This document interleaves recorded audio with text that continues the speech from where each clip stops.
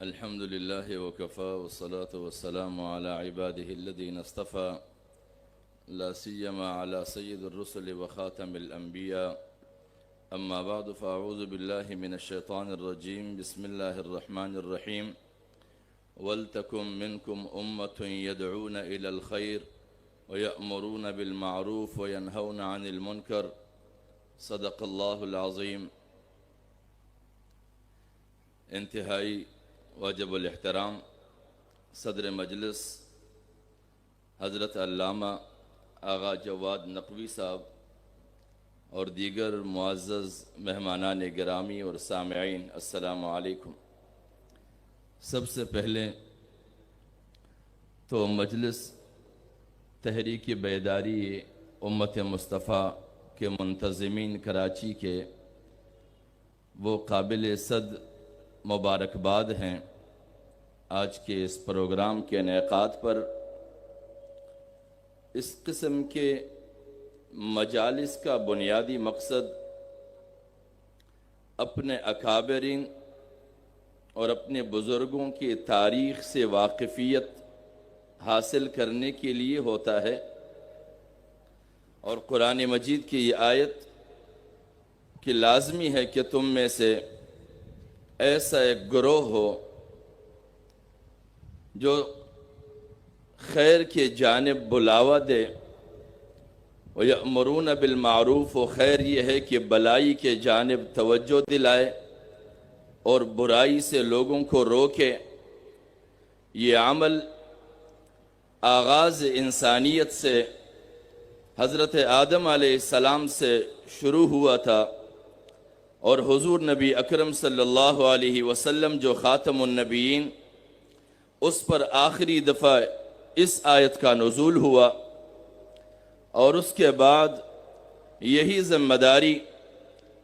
انسانیت کے اس طبقے پر عائد ہوتی ہے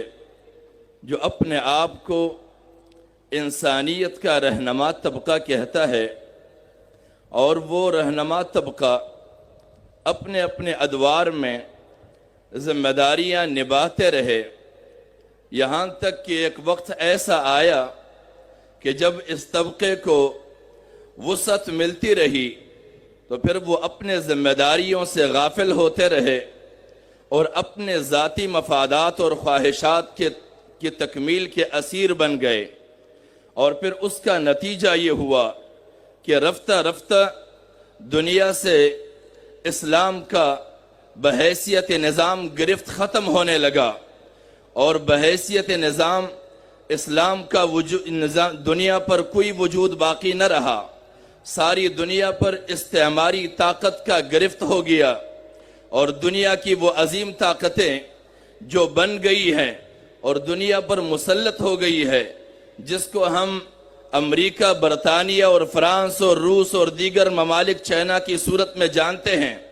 ان کے جبر اور تسلط کی وجہ سے دنیا میں کوئی بھی پالیسی ان کی طبیعت اور منظوری کے بغیر ترتیب دینا ناممکن ہو گیا تھا۔ ایسے وقت میں ایک شخص حضرت امام خمینی کے نام سے، جو دنیا میں سب سے پہلے اس مستکبرین کے مد مقابل مستضعفین کے دادرسی کے لیے صدائے آزادی بلند کرتا ہے، اور اسے یہ یقین دلاتا ہے پوری انسانیت کو کہ لازمی بات یہ نہیں ہے کہ حضور نبی اکرم صلی اللہ علیہ وسلم کے زمانے میں جب دعوتی ذمہ داری نبھانے کے لیے ایک طبقہ اٹھتا ہے اور اس کا من جانب اللہ نصرت ہوتا ہے، اور پھر وہ اپنے خطے سے تمام تر ظلم اور جبر کو مٹا دیتا ہے، اور اس بات کا یقین دلایا ہے کہ آج کے زمانے میں بھی اگر یہی امت بیدار ہو جائے اور اس میں پھر سے ایمانی زندگانی اٹھے تو وہ پھر سے اسی سبق کو دہرا سکتا ہے، اور امام خمینی نے یہ کر کے دکھایا۔ تمام دنیا کے جابر قوتوں کے مقابلے میں اس کی صدائے آزادی نے عملی طور پر اس خطے کو، جو آج ہم پہلے شہنشاہی ایران کے جبر اور تسلط اور زیادتیوں اور ان کی عیاشیوں کی آماجگاہ کی صورت میں جانتے تھے، آج دنیا اسے اسلامیہ جمہوریہ ایران کے نام سے جانتے ہیں۔ اس نے پوری دنیا کو اسلامی انقلاب کا وہ درس دیا کہ اگر اس دور میں بھی ہم میں ایمانی غیرت جاگے اور ہمیں اللہ پر وہی یقین ہو تو ہم پھر سے اپنے آپ میں اور اپنے معاشرے میں تبدیلیاں پیدا کر سکتے ہیں. لیکن حالات ہوں گے لَتُبْلَوُنَّ فِي أَمْوَالِكُمْ وَأَنفُسِكُمْ، ضرور آزمائے جاؤ گے تم اپنے جان کے حوالے سے، اپنے مال کے حوالے سے. وَلَتَسْمَعُنَّ مِنَ الَّذِينَ أُوتُوا الْكِتَابَ مِنْ قَبْلِكُمْ، اور لازماً تمہیں سننی پڑیں گی ان لوگوں کی طرف سے جن کی رہنما کتاب ہے، انہیں کتاب دی گئی تھی، اور ان لوگوں کی طرف سے بھی باتیں سننی پڑیں گی جو شرک کرنے والے ہیں، جو مشرکین ہیں. اب لازمی بات ہے آج کے زمانے میں ہم جائزہ لیں تو وہ تو پہلے کی بات تھی کہ یہود اور نصارہ کو کتابیں دی گئی تھی، لیکن کیا اس دور میں ہمارے اس امت کے علماء کو کتاب نہیں دی گئی ہے؟ اس کے پاس کتاب کا وجود نہیں ہے؟ کتاب کا وجود ہے، لیکن وہ کتاب کو اس لیے بیان نہیں کرتے ہیں کہ ان کے مفادات پہ اثر پڑتا ہے. لَتُبَيِّنُنَّهُ لِلنَّاسِ وَلَا تَكْتُمُونَ، قرآن میں یہ ہے کہ ان لوگوں کو جو کتابیں دی گئی تھی وہ اس لیے تھی تاکہ واضح طور پر لوگوں کو بیان کر دیا جائے کہ کتاب ہماری رہنمائی کیا کرتا ہے. وَلَا تَكْتُمُونَ، اور اس میں کچھ چھپانا نہیں ہے. فَنَبَذُوهُ وَرَاءَ ظُهُورِهِمْ، انہوں نے پس پشت ڈال دیا کتابی تعلیمات کو. اور ہمارے اس دور میں بھی ہمارے علماء نے کتاب اللہ کی تعلیم کو پس پشت ڈالا ہے، اپنے ذاتی مفادات کو آگے رکھا ہے، اپنے ذاتی مقاصد کو آگے رکھا ہے، کیونکہ انہوں نے دنیا کی عالمی طاقتوں سے مستفید ہونا ہے. اور جو فکر ہمیں بتایا جاتا ہے کہ ایران کی اسلامی جمہوری انقلاب جو ہے وہ صرف اور صرف شیعی انقلاب ہے، وہ اسلامی انقلاب نہیں ہے، یہ اس کی اختراعی فکر ہے. اور یہ اختراعی فکر جو ہمارے علماء کرام بیان کرتے ہیں یہ ان کی اپنی تحقیق نہیں ہے، ان کی معلومات نہیں ہے،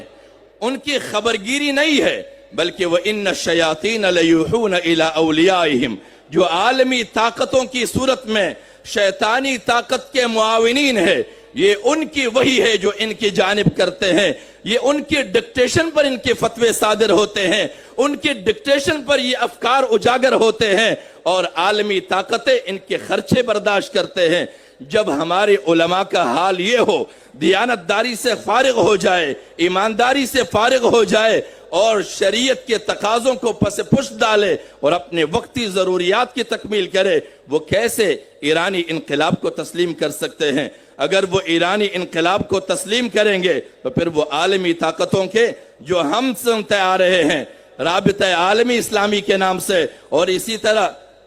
ایک اور ادارہ بھی ہے اسی طرح سے، یہ دونوں ادارے، ایک MI6 کا ادارہ، ایک امریکی CIA کا ادارہ، ان دونوں کے ممبران ہمارے لوگ بنے بیٹھے ہیں جو ان سے خرچیاں لیتے ہیں، اور ان کی اس خرچوں کے نتیجے میں وہ عالم مسلم اسلام کو آپس میں متعارض کرتے ہیں، آپس میں ایک دوسرے کے ساتھ ٹکراتے ہیں، تاکہ یہ وحدت کا پیغام جو ایران سے اٹھا ہے وہ پوری دنیا کے لیے سبق آموز پیغام نہ بنے، بلکہ یہ تنازع کا پیغام بنے. لوگ ان کے اوپر شبہات کا اظہار کرے، لوگ ان کے اوپر اعتراضات کرنے اٹھیں. جب امت مسلمہ کے درمیان اعتراضات اور شکوک اور شبہات کا ماحول پیدا ہوگا تب سے امت کے درمیان سے وحدت کا شرازہ بکھر جائے گا. اللہ کریم ہمیں توفیق بخشے کہ ہم اس شخصیت کے اس انقلاب پر غور کرے جو ہمارے اس دور جدید کے لیے سبق آموز ہے. دور جدید کے تمام تر حربوں کے مد مقابل ان کا انقلاب کامیاب ہوا، اور اس نے اپنے ذات کے لیے کچھ نہیں لیا، انقلاب برپا کیا، حاکم اعلیٰ منتخب ہوئے، حاکم اعلیٰ مانے گئے، امام تسلیم کیے گئے، لیکن آخر تک کرائے کے مکان پر رہے، اقتدار اعلیٰ کے مراعات سے استفادہ نہیں کیا. آج ہمارا ایک منسٹر اقتدار تک جاتا ہے وہ کروڑوں میں کھیلنے لگتا ہے. ہمارے بلوچستان کے ایک وزیر اعلیٰ جب اس کے ختم کرنے کا وقت آیا تو انہوں نے 50 کروڑ سے زیادہ کا آفر کیا کہ مجھے برقرار رکھا جائے، اور اگلا جو آنے والا تھا انہوں نے 1 ارب سے اوپر کا آفر کیا کہ مجھے رکھا جائے. جس خطے میں ارباب اقتدار کا یہ حال ہو وہاں پر کیسے اس فکر کو پنپنے دیا جائے گا جس فکر کی بنیاد پر لوگوں میں احساس بیداری پیدا ہو، لوگوں میں جرت آزادی پیدا ہو. इमाम खुमैनी ने लोगों को टकराया नहीं था दुश्मन के साथ, बल्कि दुश्मन की पहचान कराया था। दुश्मन से एक निहत्ते कौम को टकराना कौम को तबाह करना होता है, लेकिन उसका ये बेहतरीन तर्ज अमल कि उसने पूरी इंसानियत को दुश्मन की पहचान कराया है। आज हमारे मुल्क में दुश्मन के पहचान कराने के हवाले से सबकी जबानें गूंगी हो गई है। सुम्मुम बुकमुन उम्युन फहुम ला यरजिऊन के मिस्दाक बने बैठे हुए हैं। अगर हम भी यही करें कि एक एक गोश बगोश निशस्त बनिशस्त हम अपने दुश्मन की सिर्फ पहचान करा दे, ताकि वो अपने हथकंडे हमारे खिलाफ मोहब्बत और उल्फत के नाम पर इस्तेमाल फिर न कर सके। हमारे दरमियान बैठे होते हैं, फसाद बर्पा करते हैं, और फिर जब कहो कि ला तुफसिदू फिल अर्द तो कहते हैं कालू इन्नमा नहनु मुस्लिहून, हम तो इस्लाह करने वाले हैं। अल्लाह करीम हमें तौफीक बख्शे कि हम अपने दरमियान वजूद रखने वाले शैतानी ताकतों के अलाकारों को पहचान सके, तब हमारे मुआशरों से फसाद का खात्मा होगा। व आखिर दावाना अनिल हम्दुलिल्लाहि रब्बिल आलमीन।